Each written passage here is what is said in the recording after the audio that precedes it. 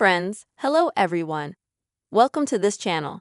In today's video, I will tell you and show you how you can very easily protect your IP address when making calls in WhatsApp.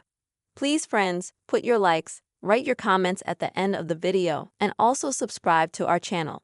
So, let us get down to this topic with you.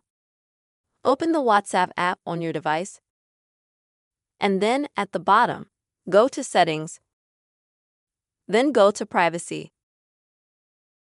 Then, and here you'll need to scroll down to the very bottom part and find the Advanced feature. Then you'll be able to see the very first item here, which is called IP address and call protection.